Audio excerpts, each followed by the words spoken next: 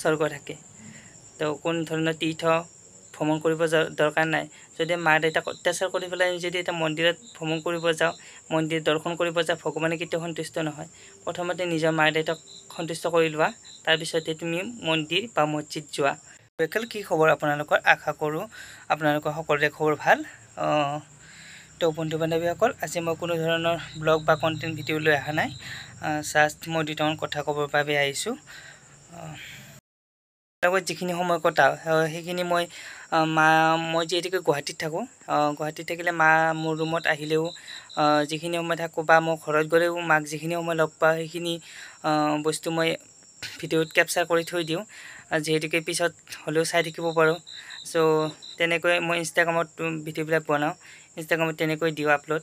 তো কিছুমান মানুহে মন্তব্য কৰে আৰু মানে মই এইবিলাক দেখাবৰ কাৰণে কৰোঁ বা ভিউ পাবৰ কাৰণে মই মাৰ লগত তেনেকৈ ভিডিঅ' বনাওঁ। তো এই সম্পূৰ্ণ ভিত্তিহীন কমেণ্ট কিছুমানে কৰে আৰু ভিত্তিহীন কমেণ্ট আছে কিছুমান, সকলো নহয়। কিছুমানে ধুনীয়াকৈ কয় বাৰু, কিছুমানে তেনেকুৱা কয় বুলি ভাবে। একচুৱেলি যাৰ মনত যিটো ভাৱ তো সেইটোৱে হ'ব। তেখেতসকলে মাকৰ লগত চাগে দেখাই পেলাই মাকক মৰম কৰে চাগে, মাৰ লগত ভিডিঅ' বনাই মই ভিউ কেইটামান পাম, লাইক কেইটামান পাম, এইবিলাক মোৰ কোনো ইণ্টেনশ্যন নাই।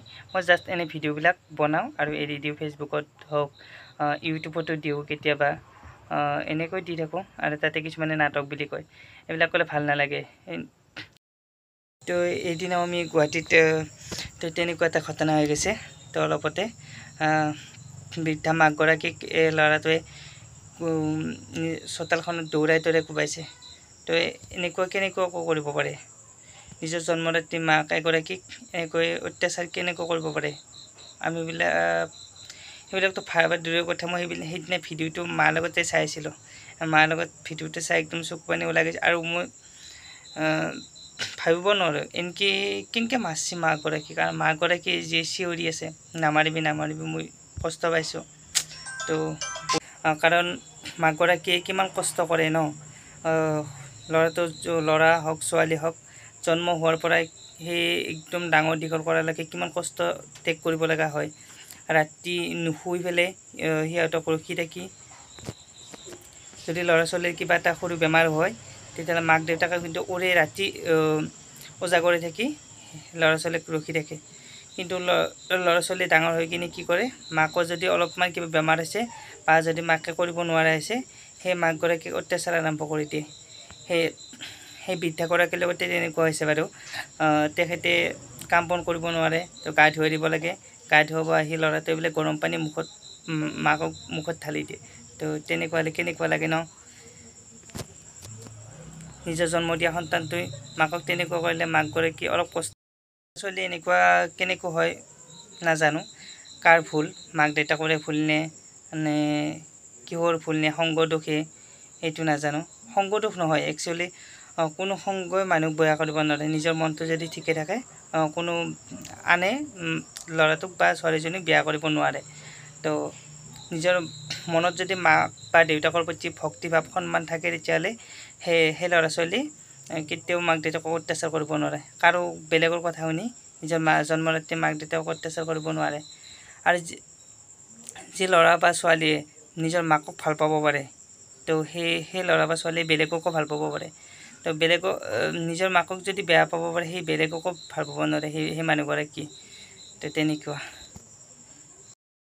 মাক দেউতাকে ল'ৰা ছোৱালীক সৰুৰ পৰা এটাই শিক্ষা দিয়ে, মানে ধৰি লোৱা এই ফেমিলি মেম্বাৰখিনিকে সিহঁতৰ আপোন বুলি কয়, বা মা দেউতা ভাই ভণ্টি আৰু যিখিনি সিহঁতৰ মানে ফেমিলি মেম্বাৰ আছে সেইখিনিক কয় আমাৰ এই ফেমিলি, এইখিনি আমাৰ ফেমিলি। সৰুৰ পৰা ল'ৰা ছোৱালীবিলাকে এটা কথা জানি আহে যে এইখিনি আমাৰ ফেমিলি।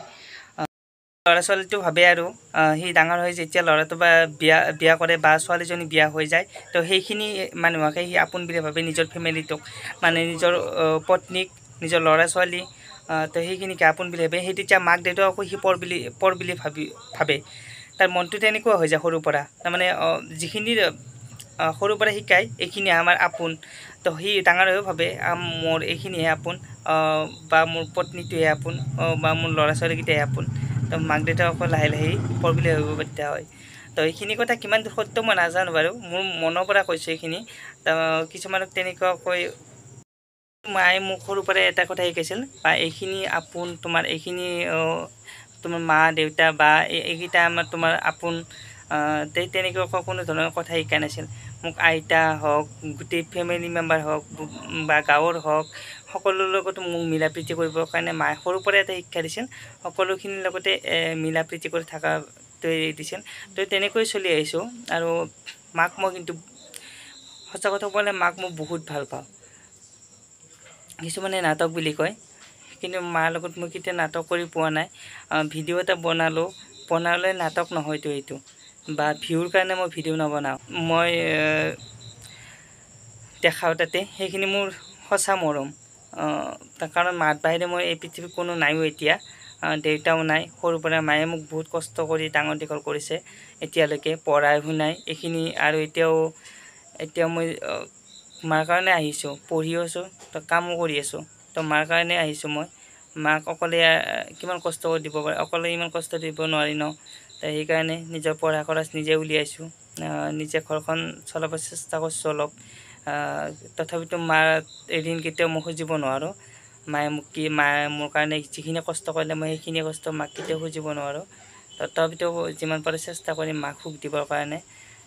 কিমান জানে বাৰু, যিসকলে এনেকুৱা মন্তব্য কৰিছে তেখেতসকলে জানে। কিছুমান কমেণ্ট মই হাইড কৰি দিছোঁ। মাও চাই না ভিডিঅ'বিলাক, তো মাও চালে মাৰো অলপ মনটো বেয়া লাগে, তো হাইড কৰি দিছোঁ। মাক নেদেখা কৰি থৈ দিওঁ মই, বা কমেণ্টবিলাক মাক নেদেখাই মই বেছিভাগ। ভাল কমেণ্টবিলাক দেখাওঁ বাৰু। বহুতে ভালেই পায়, বহুতে ভাল কমেণ্ট আহে, তাৰ মাজত দুই এটাহে বেয়া কমেণ্ট আহে বাৰু। তো তেখেতসকলৰ মন চাগে তেনেকুৱা, নাজানো। তেখেতসকলে নিজৰ মাকক চাগে তেনেকুৱাকৈ নাটক হিচাপত ভাল পাব পাৰে, সেইটো নাজানো মই। কিন্তু আমি সেনেকুৱা কমেণ্টবিলাক পালে বহুত বেয়া লাগি যায়। তো এইকেইদিন ভিডিঅ'বিলাক দেখি আছোঁ, কিছুমানে মাকৰ প্ৰতি ইমান অত্যাচাৰ কৰিছে, ইমান নাৰকীয় অত্যাচাৰ মাক দেউতাকক। মইতো দেউতাক ভালকৈ নাপালোৱে, তথাপিতো মাক দেউতাক কি, এই দেউতা মাকক হেৰালেহে গম পায়। মোৰ দেউতাক হেৰাইছোঁ, মই গম পাইছোঁ দেউতা কি মোৰ কাৰণে। তো মায়ে মোৰ কাৰণে কিমানখিনি কষ্ট কৰিছে মই নিজ চকুৰে দেখিছোঁ।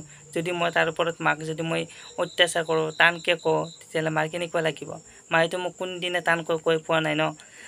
মায়ে যিখিনি কষ্ট কৰিছে, কষ্ট কৰিতো কোৱা নাই তোৰ কাৰণে ইমান কষ্ট কৰিব নোৱাৰোঁ, ধৰণৰ তীৰ্থ ভ্ৰমণ কৰিব দৰকাৰ নাই। যদি মা দেউতাক অত্যাচাৰ কৰি পেলাই যদি এটা মন্দিৰত ভ্ৰমণ কৰিব যাওঁ, মন্দিৰ দৰ্শন কৰিব যাওঁ, ভগৱানে কেতিয়াও সন্তুষ্ট নহয়।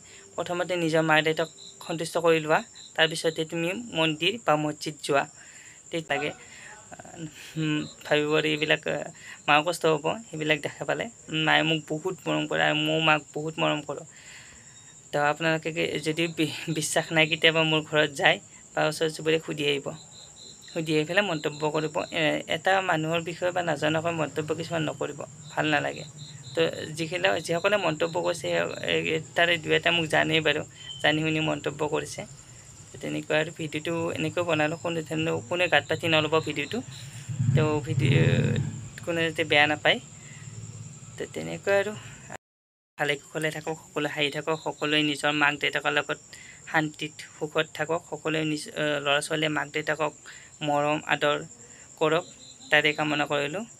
কাৰো যাতে মাক দেউতাকে বৃদ্ধাশ্ৰমত থাকিব লগা নহয়, সেইটোৱে মই ভগৱানৰ ওচৰত প্ৰাৰ্থনা কৰিছোঁ। সকলোৰে মনবিলাক যাতে ভাল হয়, নিজৰ মাক দেউতাকক যাতে নিজৰ মাকগৰাকীক, নিজৰ দেউতাকটোক বন্ধুৰ নিচিনাকৈ ব্যৱহাৰ কৰে, যাতে সকলো কথা খুলি কয়, যাতে বোৱাৰীকজনী আহিলেও যাতে মাকজনীক পৰ বুলি নাভাবে, মাকজনী আপোন।